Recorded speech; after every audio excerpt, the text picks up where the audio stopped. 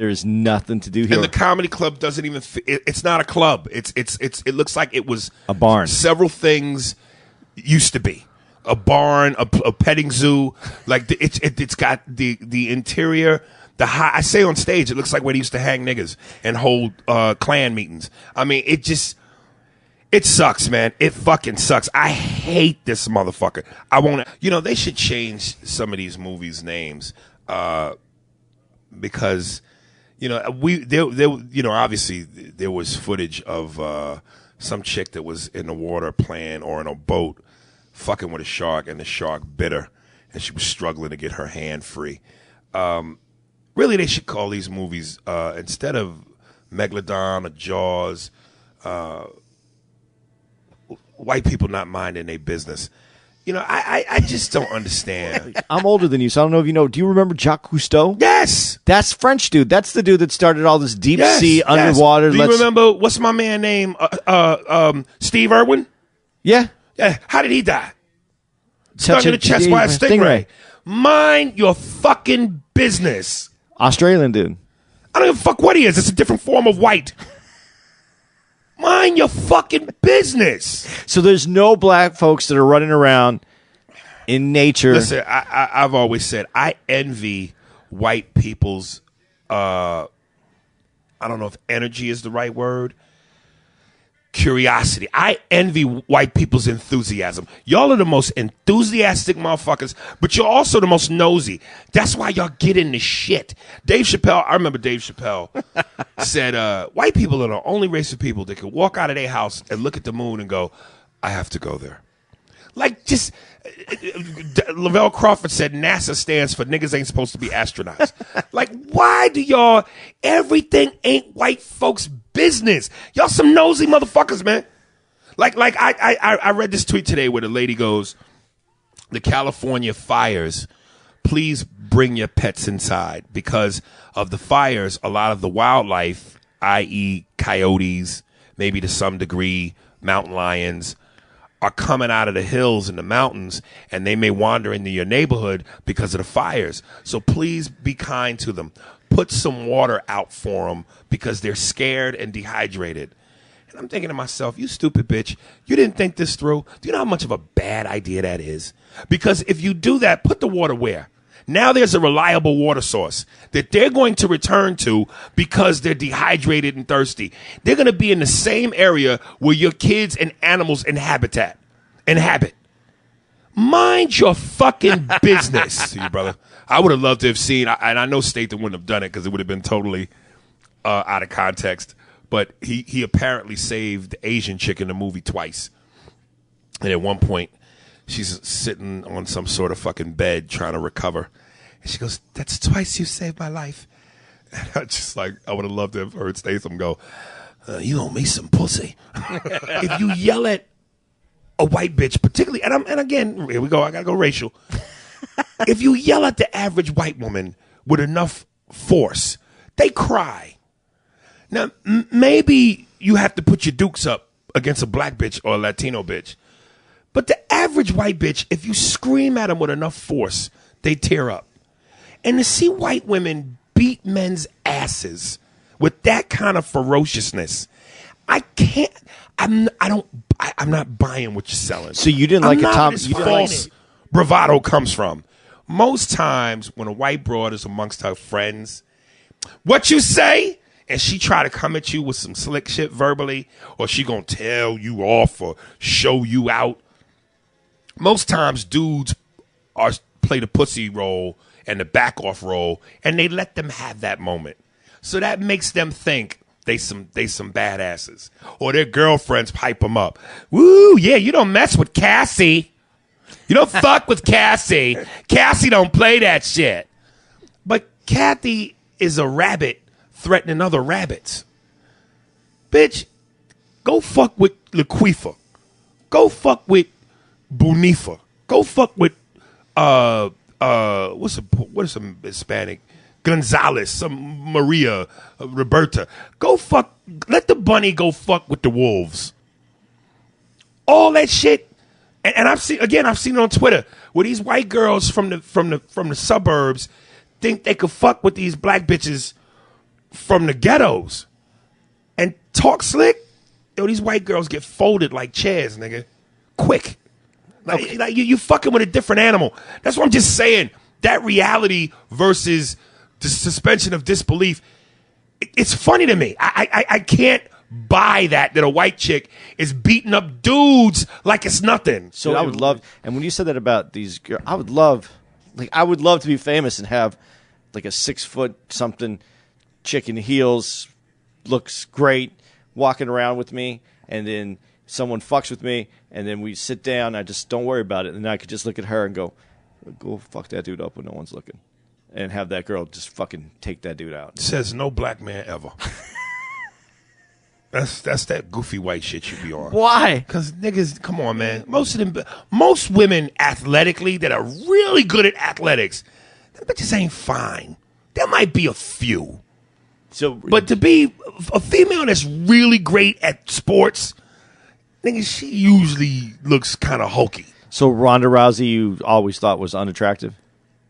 She's one of the better ones. Layla Ali is one of the better ones.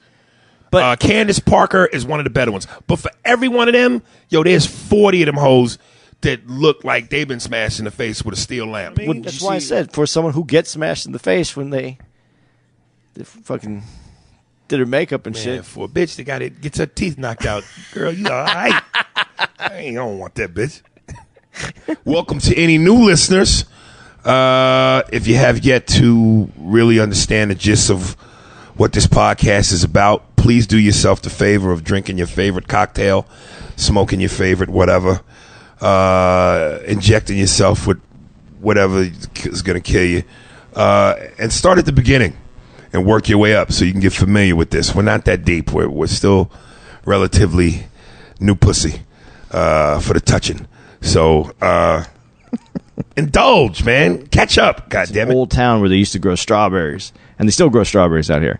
But this city, there was a night. That's why there's so many Mexicans out here. Yeah, these niggas need jobs. Yes, this is what I love about Mexicans and niggas, which is why I don't understand why we've always had a beef to some extent. You know, people of color, period. And I know Italians are white, but they're the niggas of white people. You know, we do a lot of the same shit. You know, we know how to ghetto some shit up and make it fun. You know, the Mexicans, you know, other than the fact that, you know, they bitches erase eyebrows only to draw them on. I ain't got no problem with Mexican chicks. Mexican bitches are beautiful. Not all Mexican chicks. Not all, but yeah. I'm just, you know, I'm clarifying. And then bitches wear prom dresses to the laundromat to go wash their that clothes. Part's true. That part's true. They wear true. evening gowns to go do laundry. That I haven't figured out. But other than that, it is a cool town. Yeah, there's some thick hoes here. I mean, some of these, you know, but you know, these Mexican bros, you know, they eat. Motherfuckers have babies and eat. You know, they say you got them childbearing hips, and with all them kids, they always stuff in their face. So I like a little meat on a broad. You know what I mean? It's just fun. One of the yeah, I remember somebody had mistaken me for Wayne Brady as I was headed towards the show. I was like, oh my God, and it was of course an old white woman. I love what you do in the improv and the song and the dance. And I'm like, song and dance? I ain't no shuffling, nigga. She goes, I love you, Mr. Brady. I was like, oh, wrong nigga, wrong hairline. No, ma'am. The interview guy was throwing out names as far as today's artists and getting Aretha's feedback. Alicia Keys. Good artist, good songwriter, strong performer. Such and such. Good, blah, blah, blah. So then they get to Taylor Swift. Wonderful gowns. Nice outfits. Nicki Minaj. We're going to pass on Nicki. Yeah, like holding the door open for a lady. Right, and the bitch don't say thank you and just walks past like you were supposed to do that. Or telling you that they don't need the door held open for them. Yeah, bitches that do shit like that don't shave their underarms.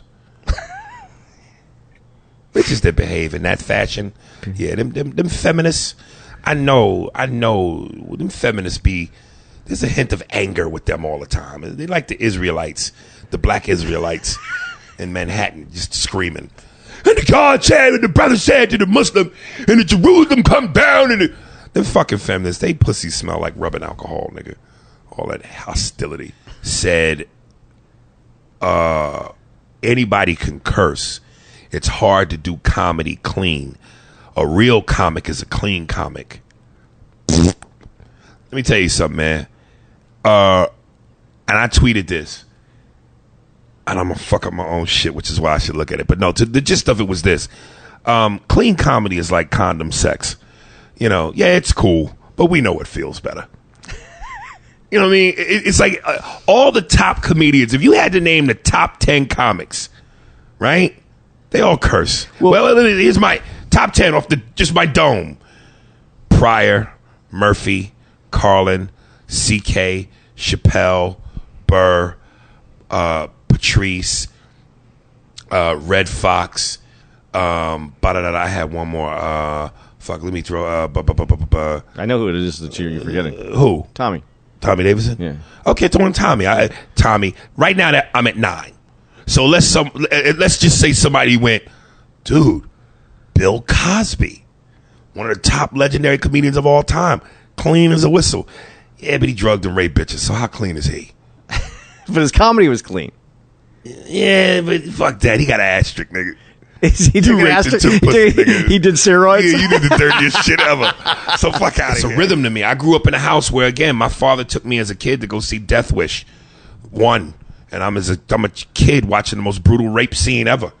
I grew up in a house where my father and mother would watch Scarface and those kinds of movies around me. And, you know, black people, you know, we rhythmic, man. We soulful. So when the uncles and shit and the aunts would come over and be full on that yak, you know, and be playing spades and cards and motherfucker shit, Willie, what you say? Nigga, please, bitch. Hey, mama, give me some more drink. Shut the fuck up. Like I grew up in that. So that's part of what we know. My parents and my upbringing around my family was like the racist black crows in Dumbo. They talk like that. So that's my rhythm. That is the best description. Yeah, that was my as racist as that shit is. Saturday nights in my house when my uncles and aunts came, we was the crows. You couldn't take it any deeper than that. I seen the whole flag, but I ain't never seen. That's us. Top female comics. Yeah, and I'm really bad with names. I admit it. And when you put that pressure on me, it's even harder. So I made my list of top female comics. Want to go through the list? Yeah. Do you got 5 that you want to shout out? Nigga, no. Number 4, Joan Rivers. 3, Paula Poundstone. 2, Roseanne Barr. Regardless. I thought the bitch was white. God damn it. I thought the bitch was white. She gets number 1 for me just for that. Roseanne, I've always thought was funny. I thought she could crush it. Roseanne crushed when there was very few females. I thought the bitch was white. That's funny shit I've ever seen. Like, for instance, when she died, here's Obama's tweet in a nutshell. The Queen of Soul. He used a lot of words that you got to be a smart nigga to comprehend. She was this radiant and effervescence. And here's Trump in a nutshell. Aretha Franklin is dead. Her voice was a gift from God. She will be missed. It's almost like you insensitive fucking prick. It almost felt like, dude, either you didn't even. It sounded like a Stephen Hawking recording. Aretha Franklin is dead. Voice from God. She will be missed. Like this, right? No silence. Just hear the wind. Sit in Indian style if you're flexible enough. If you're a fat fuck, lay on your back. And just complete darkness. Now give 15 seconds of silence. Have a blank mind, blank space. Now picture Trump making love. I'm talking Isley Brothers, Marvin Gaye, Sexual Healing, fucking Teddy Pendergrass, Turn Out the Lights. What's my favorite song by that white orange dude, Michael Sheridan? You like Sheridan? Thinking Out Loud.